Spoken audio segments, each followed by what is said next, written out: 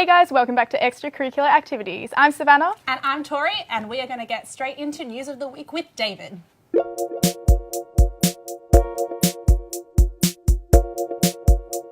Thanks guys, and to kick things off, needles and fruit, hardly a pretty combination.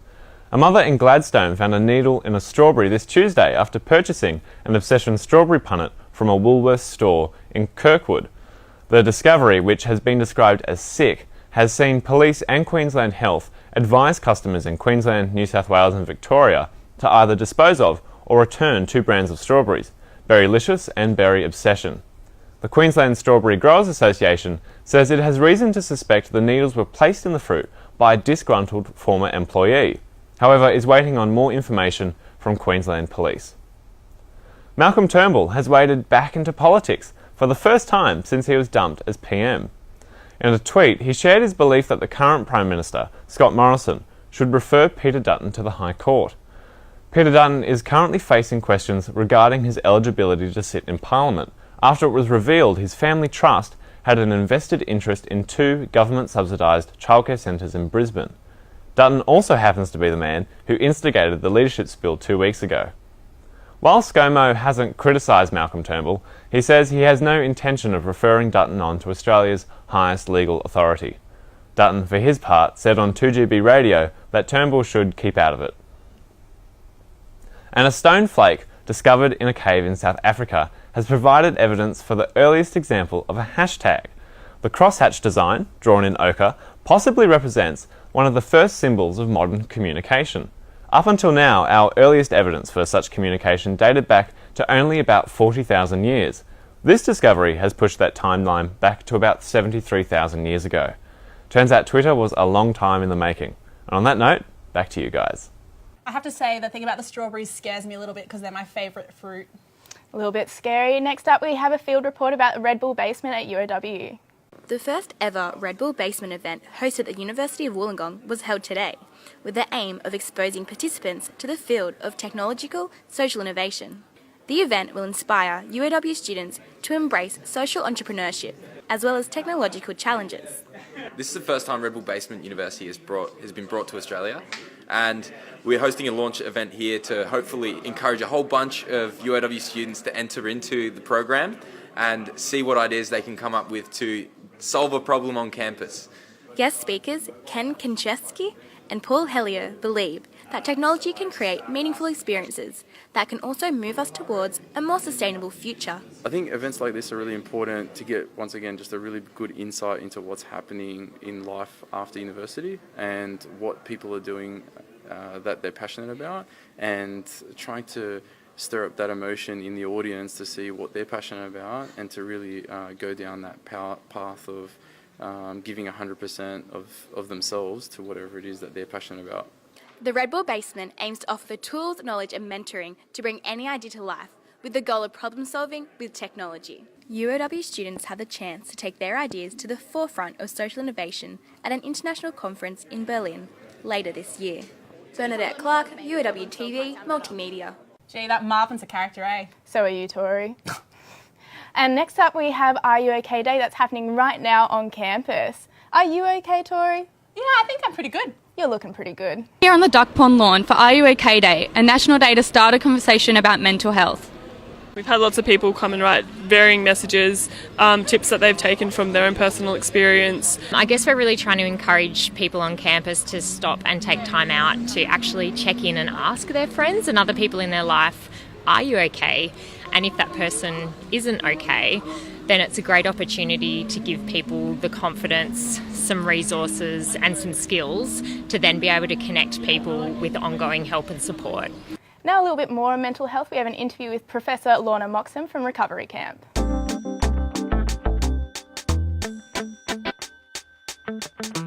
Today we're joined by Professor Lorna Moxham from Recovery Camp. Thanks for joining us today. It's great to be here. So Lorna, you are, as Sab said, involved with the Recovery Camp, which is a week-long project where people who have a mental illness get together with nurses so they can get to understand each other. Can you tell us a bit more about that? Absolutely. So the philosophy behind Recovery Camp is that future health students, and it is predominantly nurses but not only nursing students, So students, when they graduate, have a real understanding of what it's like to live with a mental illness. So we go to camp and the health students learn from lived experience. They learn things that they can't learn from books. They learn from immersion. Fantastic. Now we have a little video to see what the experience is like. My name's Shay. They call me Lissy. My name's Siobhan. My name's Richard. My name's Gretel Knight. My name is Kayla. And my name's Donna Morgan. My name is Melissa. So my name's Craig. My name's Wayne. My name's Andy Moore. Hi, my name's Craig. I'm a visitor of the recovery camp.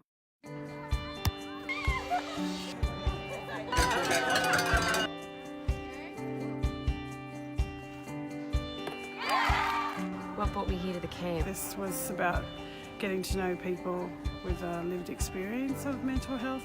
I want to learn more about mental illness.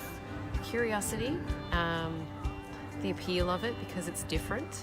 I wanted to take the skills and experience that I've learnt out of my previous career and bring them forward into this placement.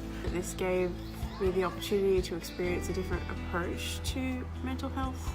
The atmosphere and the people that you get to know, it's very different here to working inside a hospital. I've been wanting to get to know how people live with a mental illness. Whoa.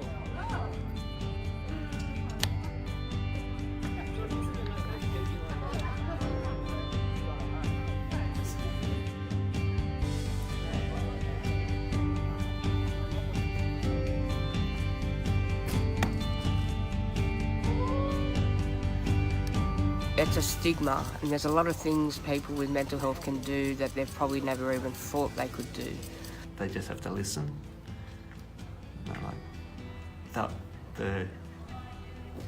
The person will tell you what the problem is, and it's you just have to listen. I'm coming to this recovery camp to learn about myself and to interact with other people and help the students learn about schizophrenia and what it means. Purely by being present is really important, so they need not be interacting with the person with the illness, but even if they're in the same room or sitting within a proximity, not crowding people, but just that's one way of communicating that everything's okay. People with mental illness have been vilified, we've been characterised for years. And I just want the nurses, that the students have a better understanding that, okay, yeah, the volunteers may have a mental illness, but we're still human.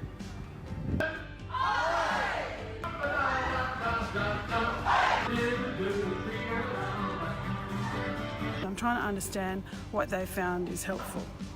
It gives you a different perspective to look at things, how you treat people. Just normalises mental illness, which is what it is. Not everyone, as I've learnt, has previously had great experiences with any form of allied health team. So it's great to be able to create more of a bond with that so that they feel comfortable in the future and being able to go and seek help.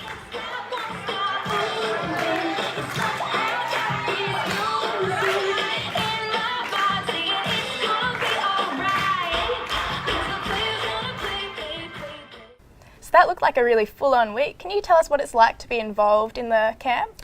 It is a full-on week. The week, how would I describe the week? I'd describe the week as tiring, exhilarating, exhausting, but most of all humbling. You really get to know people, and the representation of otherness that we often see, that we certainly see in textbooks and that we see in the media, all of that's broken down. So having that exposure, having that immersive time with people, you really get to know them, and that's where the learning really happens, and that's when the magic happens. Yeah, so mental health tends to have a bit of a stigma. Do your nurses that come in tend to have a preconceived idea of what they're going to get? Absolutely. So you're spot on. I started my nurses training in 1980, and the biggest issue for people with mental illness back then, and that's a fair while ago, was stigma. 2018, and it's still the same issue. So when the students arrive on Monday, they're petrified usually. They have all the preconceived ideas. They have all the stigmatising ideas that they see on television, social media. And then after a couple of days they realise, oh, so-and-so, just a person. Yes, they may have schizophrenia, yes, they may have bipolar, but it's not the illness that defines the person. That's just a part of them. And that's when they really start to understand. And by the end of the week, they have much more normalising attitudes and much less stigma. And we've put a lot of research in it, so we've got empirical data now to prove that when students come in, they have stigmatising attitudes, but by the time they leave at the end of the week, those stigmatising attitudes have actually reduced. So what actually happens during the week to help reduce this stigmatising attitude? That's an interesting question, because a lot of people will see the footage of camp and think it's some kind of retreat and we go off and do these wild activities, and we do that. But the activities we do, like you saw on the video, the flying fox and the giant swing, they're the conduit to building trust. When you've built trust with someone, you can make a rapport. When you've got a rapport with someone, you can have a therapeutic relationship. So the underpinning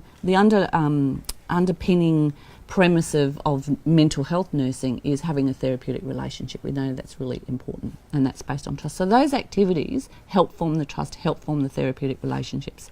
And when you've got that with a consumer at camp, or the students have got it with each other through those supportive activities, that's when people open up and really start to tell their stories, deeply personal stories, to students, almost perfect strangers really, and that's when students really start to get it, to understand, because they've developed those relationships. And that's why we use those activities in a therapeutic recreation program, a specialised program, to enable the development of a therapeutic relationship. And Lorna, do people volunteer for this? Do patients volunteer? Or, people who have a mental health issue, do they volunteer? And do the nurses volunteer, or do they have to pay? How does it work? So the consumers who we take, who we do call volunteers, have to be living in the community, have to be over 18 and currently not an inpatient, and they do volunteer. So most of the people who we take come from non-government organisations, Flourish, New Outlook, places like that. Students, it varies. So predominantly we take nursing students, and they have to do 800 hours of clinical placement, mandatory. Some of those clinical placements have to be a mental health clinical placement. Now that may be in a hospital, it may be in a community centre, or it may be recovery camp, which isn't clinically focused. So, but they choose to come. They usually put in an expression of interest. So we're now offering it, it's seeded at the University of Wollongong, that we're very proud of, but now we're offering it to 7 other universities around New South Wales and interstate. So students do pay, but it's their universities that pay. Consumers come, and it's subsidised for them. Yeah. Well, Lorna, thank you very much for the chat. I'm looking forward to hearing more about Recovery Camp in the future. Thank you. Now it's time for our all-time favourite segment, Culture Vulture, which this week I was covering.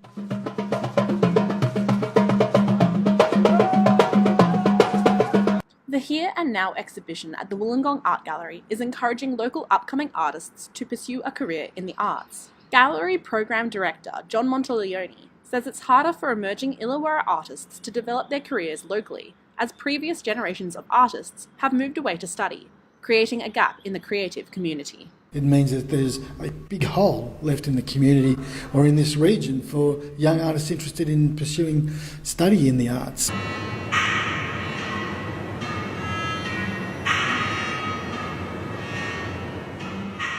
The Here and Now exhibition is a contemporary theatrical installation that shows the talent of 8 young artists with a connection to the Illawarra who've gone on to successful careers. India Mark's been shortlisted in the Archibald Prize.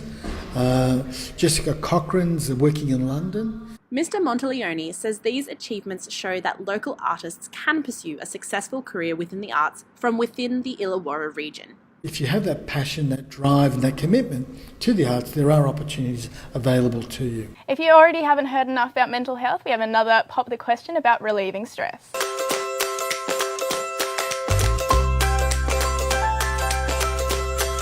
Hey guys, it's Maddie for another week of Pop the Question. With Are You OK Day happening this week, we thought we'd come out on campus and find out what you guys do to relieve stress when times get tough. I like going to the beach, I like hanging out with friends, I like getting coffee, and I really love exercise. I'm really into Pilates at the minute, so I've been doing that heaps. Go out with friends, close friends, I really like to read, maybe literature in Spanish. I like to read a book and like sit down and have my own like self-care time and then get back into it when I know that I'm like reformed. Listen to some music, go to the beach or something, simple stuff like that. I really stress mostly by doing yoga and meditation. It's a really good form to relieve stress because you're kind of like focusing on yourself for once. I tend to look up guys on Grindr actually. We heard some really great tips there on how students around campus are relieving stress. Tune in next week for Pop the Question. How do you relieve stress, Tori? I tend to eat a lot, and I don't really know if it's a healthy way of relieving stress, but it does the trick for me. Speaking of which, next up is 60-second snacks, where Liv is teaching us how to cook oily pasta. Hi, this is 60-second snacks, and tonight we're making chili and garlic oil pasta. You'll need minced garlic, salt, pepper, chili, parsley, olive oil and parmesan. First off, you need to mince this to the best of your abilities, which we have tried and failed. We've already got the pot on to boil, salted water. It'll take a while. Oh, you'll need pasta. What pasta do you feel like? Okay, so you're gonna turn your pan on to maybe medium heat, I'm gonna guess, so I don't burn it. Now you're gonna put in a shit ton of oil. Several days later. Healthy. Now that it's bubbling uncontrollably and probably unsafely, we're gonna add these ingredients, the chili and the garlic. Ooh. I know what I'm doing. Okay, how's our water? Ooh, still not boiling. It is ready. So depending on how many people you have, you just decide how much pasta to cook. I don't know how to do that, so I'm just gonna cook the whole box and eat it for like the rest of the week. And now we wait for that to cook. Oh, she's softening up. It is being turned off and straining it out. Pop that bad boy back in and bring it back over here. Then we're gonna add a big old knob of butter. Gonna mix it all up. So while I'm mixing this, I'm gonna turn this back on just on low just to warm it up a bit. And I'm gonna season it. Now we're just gonna pour it directly in. I needed more oil than that. And just mix it all up so it's all coated evenly in the garlic and the chili. This is the best part. You gotta add your parmesan and then add your finely chopped parsley, fresh from the garden. Let's let Riley taste it. I don't like chili that much. It's not hot at all, it's actually quite nice. It's a good meal. I would possibly consider making this. This has been 60-second snacks. Thanks for watching. Science does suck. Wait. Science doesn't suck with David. Hello everyone, and welcome back to Science Doesn't Suck, your weekly dose of STEM that isn't fed to you as an acronym. This week, we get a grip on why it is we have clean air, water, can grow food, produce all of the goods necessary for life and generally get by on planet Earth. It's time to talk about ecoservices. According to Constanza and others, ecosystem services are the benefits provided to humans through the transformations of resources into a flow of essential goods and services. So, what are we actually talking about here? Let's use an example. Bees.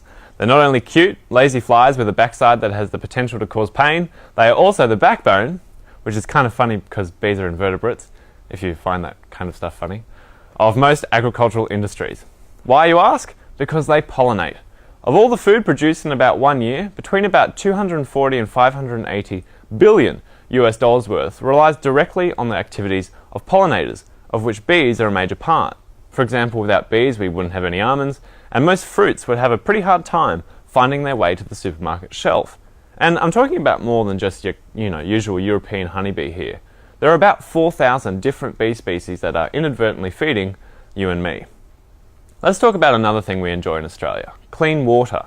If you live near the coast, and there's an 80% chance that you do, you might be surprised to know that despite our sparkling oceans and the fact you can turn on your tap and access some of the safest drinking water found anywhere, all around the world, water sources are being used as a global trash can. This is a storm drain, and when it rains, all of that water that runs down footpaths, off roofs and along roads needs to go somewhere. Unfortunately, it tends to end up in the ocean, along with all the chemical, nutrient and physical pollution that is picked up along the way. The cigarette butt you threw out of the car, the bacteria from washing your dog in the driveway, the multitude of plastic bags and straws that we use once and forget about. The ocean does have mechanisms to reduce this pollution. It gets broken down, buried, eaten, but there's only so much gunk we can pour in before things start to go south. According to the Australian Marine Conservation Society, for example, throughout the world about 1 million seabirds and 100,000 marine mammals are killed every year by plastics, either entangled and strangled or choked and starved. Unfortunately, we are shooting ourselves in the foot. No one likes swimming in yuck water, least of all marine life. The ocean isn't the only source of water, however. This is Warragamba Dam, the source of drinking water for 3.7 million Sydney-siders and those living in the lower Blue Mountains. Now, the water quality of the dam is pretty good, but I guess we had better watch where all our rubbish, household and otherwise, ends up. And what drives eco-services? What actually allows them to function? It's biodiversity, that big word that's being used more and more, and what we as a species tend to aggressively reduce with every passing year. But let's leave that for next week. See you next time. You know what else doesn't suck? Riley's life advice. Unless you follow it.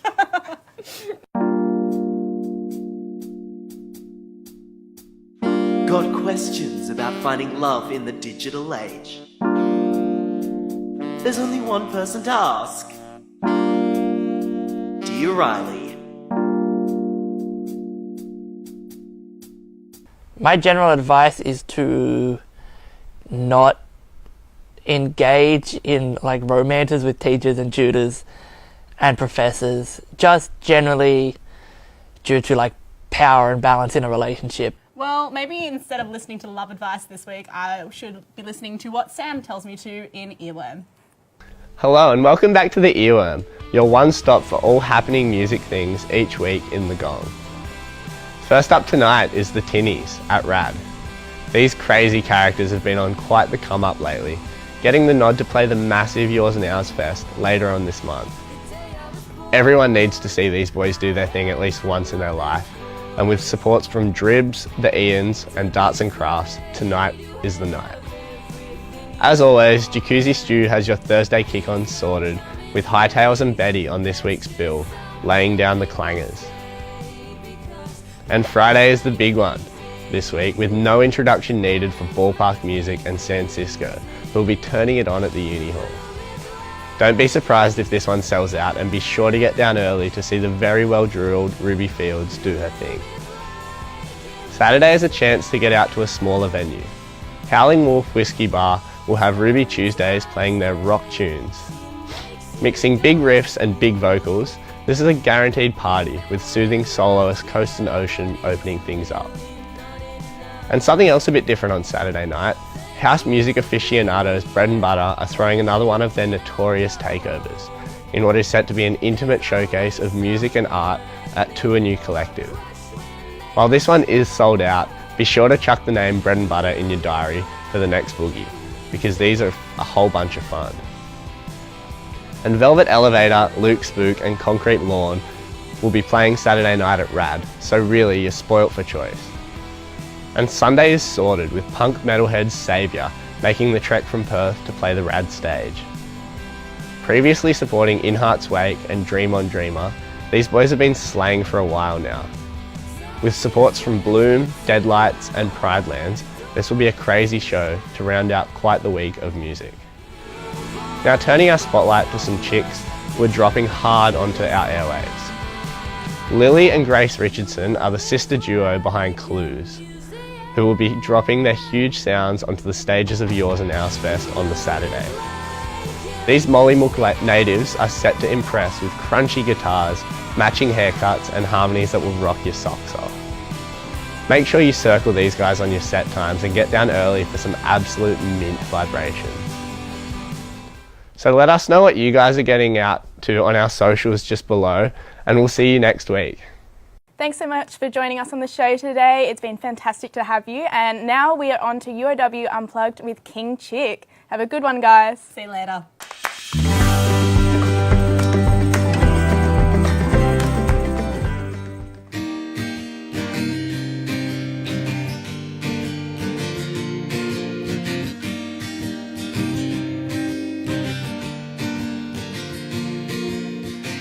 Stuck in traffic in the city, these terrace houses are falling apart. I think of all the people living here, paying way too much for a one-bed apartment.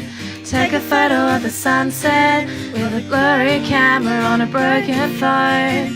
I can feel you from the driver's seat, watching me when you should be watching the road. We sat in the back of your car at some beach we didn't know. Fell asleep listening to whatever song was on the radio. The drinks were soaking in, I felt the sun and you touching my skin. I got so much to say, but you already know.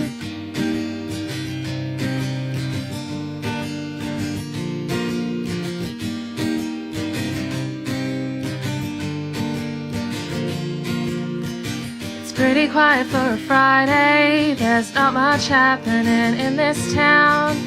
We just want to get something to eat, but all the shops have already closed down. Open up another bottle, settle in to watch the water. I don't know where this is going, but it's everything I've ever wanted. We sat in the back of your car at some beach we didn't know. Fell asleep listening to whatever song was on the radio. The drinks were soaking in, I felt the sun and you touching my skin. I got so much to say, but you already know.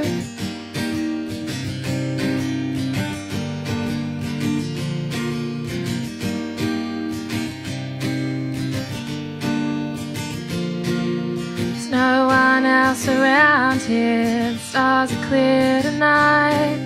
I'll happily be tired to stay up with you all night. I don't have any questions, but you get the answers right. When we wake up in the morning, it'll be my turn to drive. We sat in the back of your car at some beach we didn't know. Fell asleep listening to whatever song was on the radio. The drinks were soaking in, I felt the sun and you touching my skin. I got so much to say, but you already know.